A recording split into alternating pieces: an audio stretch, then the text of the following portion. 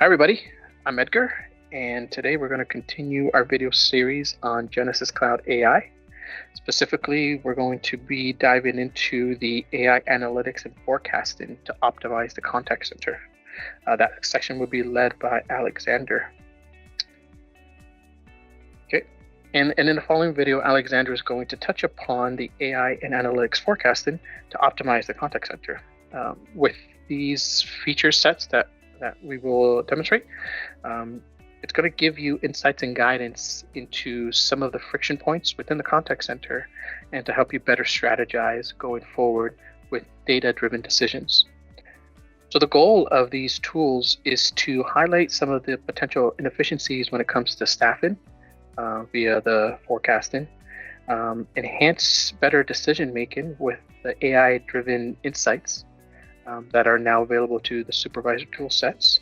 And with this data, roll up and provide and improve your customer's journey through your contact center.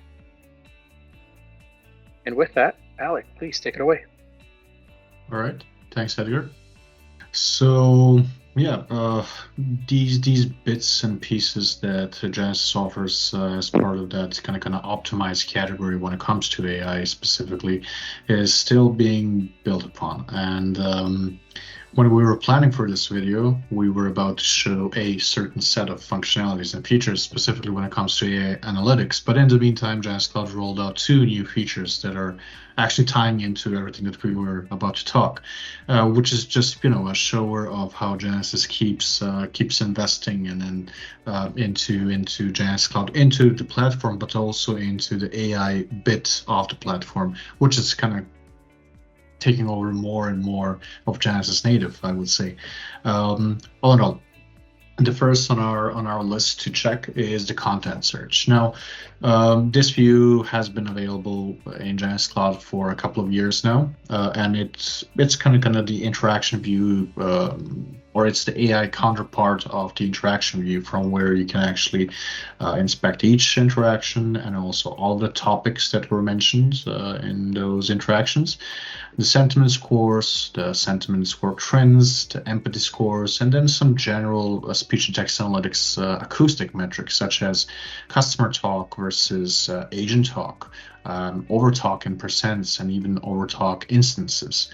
Obviously, all of this data can be utilized to gain insights and to prep your internal coaching a lot better for your individual agents, or just to roll out some learning and development module to help your agents improve or minimize those overtalk situations, for example, or start avoiding certain topics altogether, right? All in all, how this view is going to work is it's going to give you it's going to be the first looking glass into what's happening in your contact center from a speech and text analytics standpoint. Obviously, from here you will be able to inspect any of these interactions and find all of those topics that were mentioned, as well as the sentiment scores. Obviously, first we want to inspect the ones that had a low sentiment score and inspect and investigate whether this was due to the agent's fault, due to a faulty process maybe existing in a company, or simply due to the customer that's calling and their impatience. It might be long wait times in the IVR, for example. It could be long hold times. It could be pretty much whatever, right? And that's the reason why it's key to have topics, certain topics pre-configured, so that along with the sentiment score, you also get to see which specific topics were mentioned in that interaction. If you fine-tune them well, and if you go well into detail, you will be able to start drawing correlations between, a topic where incredibly long wait times were mentioned is typically associated with a very low sentiment score, right? And that basically eliminates the agent factor for most of the cases. It's still something that the company has, that the user has to do on their org. But all in all, having a good developed strategy when it comes to that front can really help you understand what's happening within your contact center. All in all, once you get into the interaction view, this is nothing new, and this has existed for a couple of years now, as a matter of fact. But you will be able to inspect an interaction, listen to it, and see each topic and where it was mentioned and which specific phrase that's part of that topic was mentioned. Along with, you will be able to inspect all the sentiment events, right?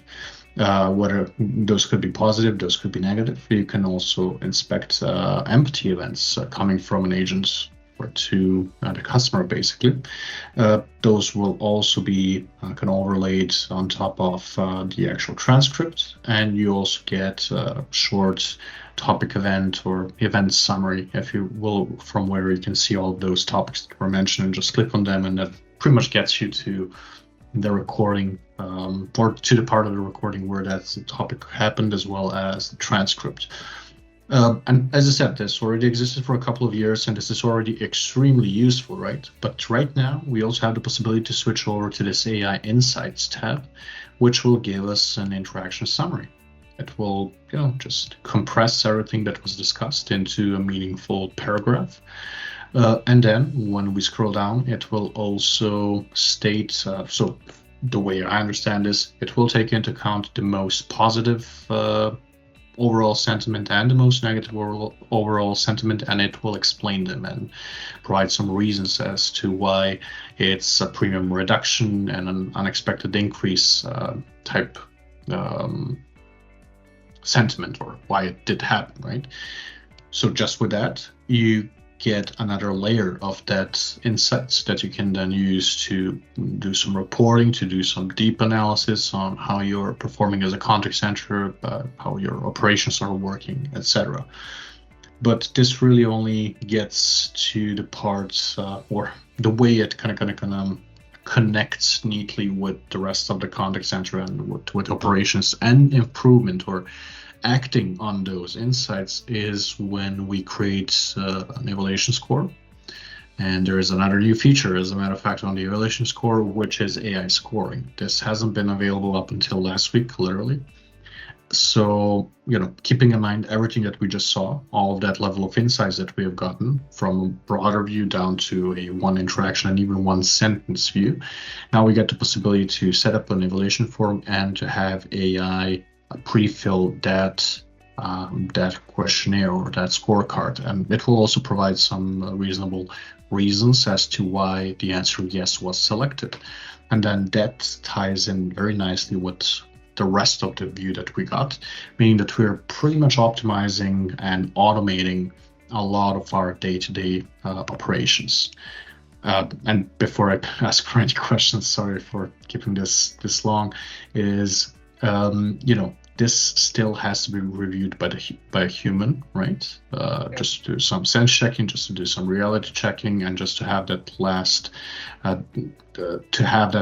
operational say in this evaluation. But just with all of these capabilities, you can effectively minimize the amount of work that the QA/QM manager admin has to do by at least, let's say, 50%. At least that's the minimum. Yeah.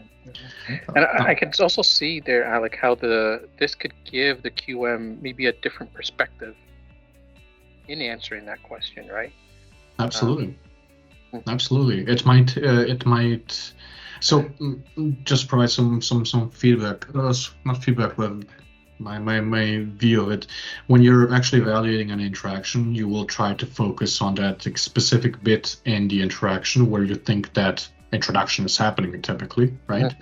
But if we're talking about some more ambiguous questions, such as did the customer maintain, or did the agent maintain a professional tone?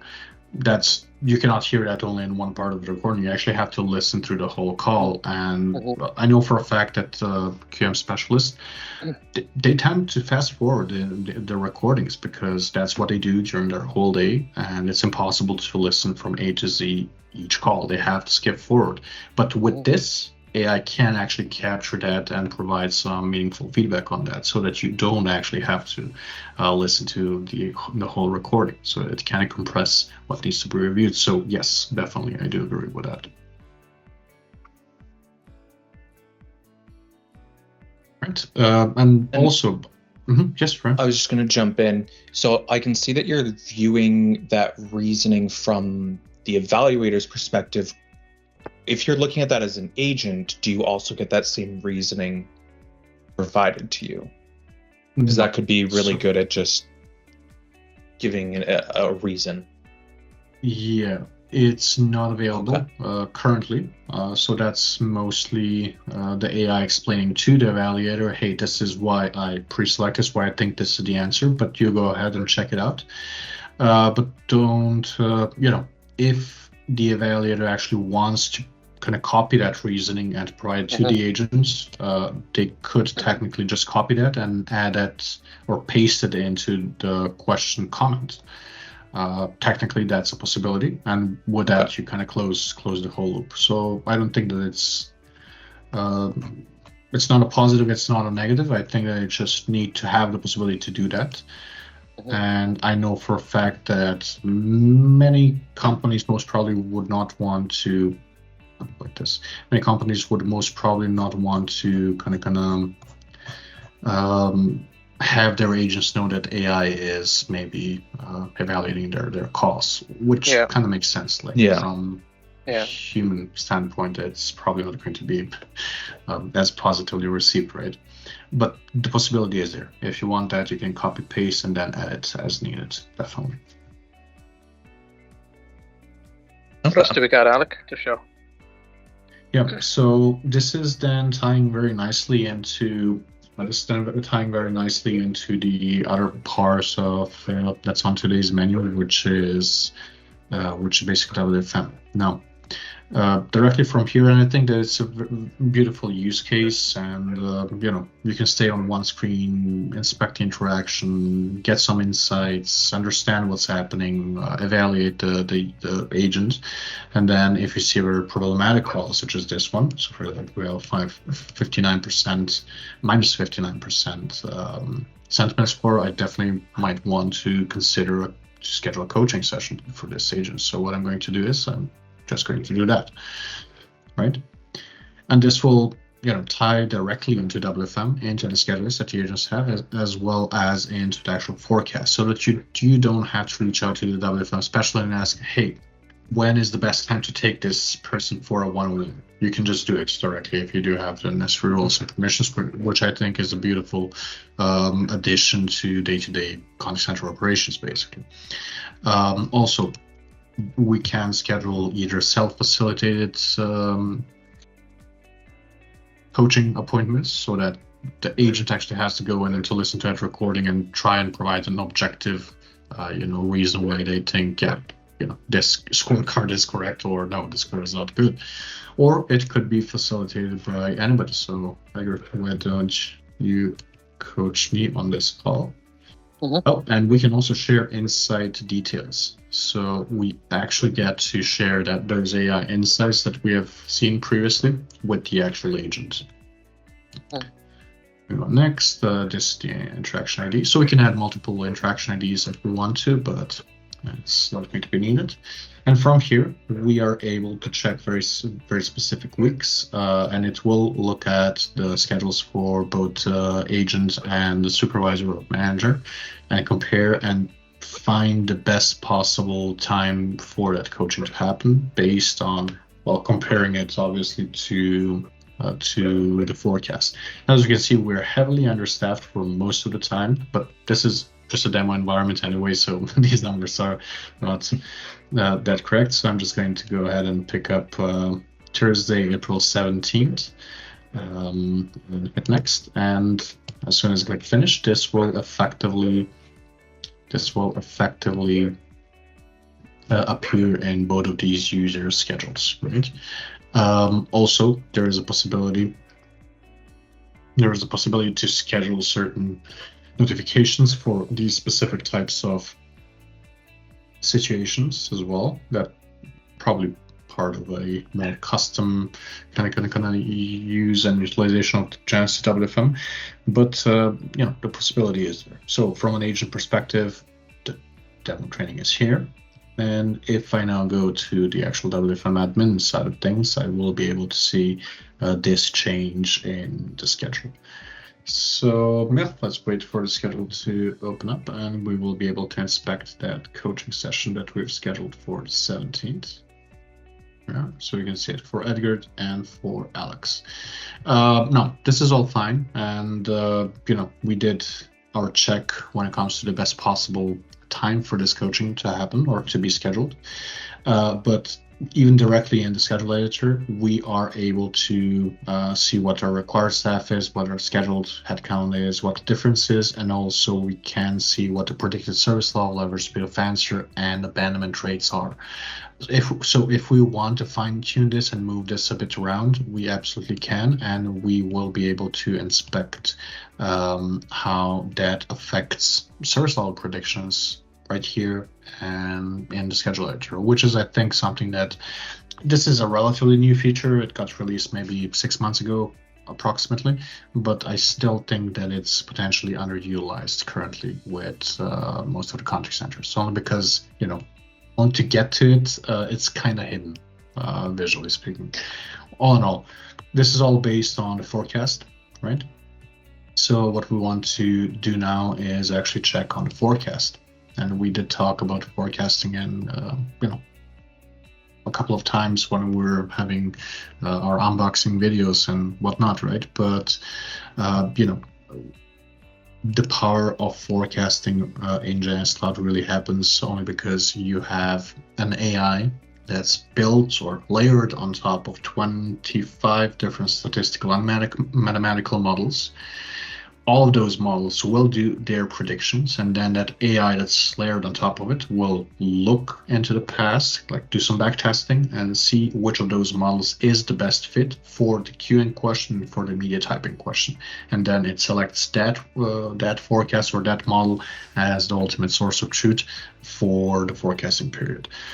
It's never going to stick to one statistical model for one queue. It is completely organic in a sense that it can change those with each new forecast that you run, and that's really the power of Genesys Cloud. It does offer some additional ensemble models, which is basically that AI looking at a couple of these statistical models and then pulling an average of those with some additional statistical computations that are needed to work with outliers and whatnot. But all in all, it has a very broad tool set to produce a very accurate forecast. That's not to say that the forecast will always be at 100% accuracy, and that's also fine. But what I'm seeing is that forecasting will be anywhere between 75% up until 100%, right? That's what I'm seeing. So we can say that on average it would be 85, 87%, and this is very, very subjective, right? This is from my looking at some data. That's not going to be applicable for every client and every user of Genesys Cloud because of completely different seasonalities, unexpected seasonalities, weird months, weird days, weird weeks, right? That are completely out of the normal. But yeah, all in all, Genesys Cloud does provide a very streamlined approach to forecasting, and a good one as well. Any thoughts, guys? Excellent. No, again, this is all like the perfect data to help you make those business decisions, right? Like the forecasting, and then using Genesys and its AI forecasting to leverage that. So yeah, very powerful tool. All right. So yeah, basically the way Genesys Cloud is building up their AI portfolio is really impressive. Specifically during the last year, we have seen so many different changes and many new announcements that are finally coming to fruition as well. But all in all, I didn't even show 50% of the reporting that's available for AI analytics, specifically for speech and text analytics and topics. just to go through all of these views that are available and to apply all of the filters and inspect the data from the different angles, we would probably need an hour-long session to do that. But you can look at the topics that are mentioned per queue, typically on a queue, typically by an agent, typically as part of a flow as well, so that you can really start to understand how your queues, or what the actual call drivers are, and what your certain, or what the habits are from the agents that you have in your contact center. Maybe escalation topics are happening more frequently with agents A, B, and C compared to D and F, right? So that's what you want to inspect, and you can leverage those views to get that level of insight, definitely. Yeah, and then those insights that you're gaining from here, how can they roll up to maybe improving the IVR experience in that customer journey? Exactly. Right. And exactly. Right, the average handle time, can we maybe gather some basic authentication in the IVR to shave those 10-15 seconds that the agent has to do?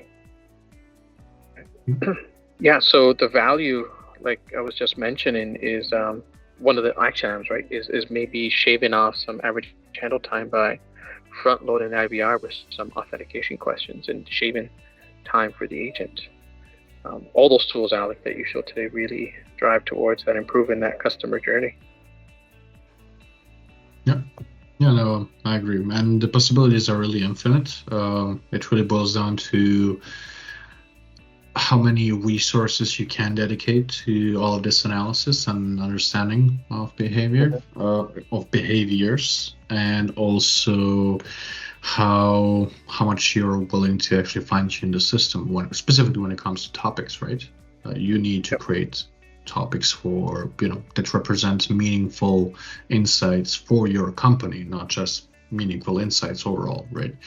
And even though Genesys Cloud does offer the topic miner, for example, where you can use AI furthermore to find new topics that you haven't pre-configured, I still find that you should know your business good enough to be able to fine-tune and to kind of command it to search for very specific topics that you know for a fact are of value to you. And I will always be a proponent of that approach when it comes to AI. Yep. Excellent. Well, with that, thanks everyone for joining on this video series on AI analytics and AI forecasting. Alec, great for the demo, and Ryan for comments and providing good conversation. Until the next video, thanks everyone for sharing. Please like and subscribe our Star Telecom YouTube channel. And please reach out to us if you have any further questions. Thanks for watching. Thanks, everybody. Thank you.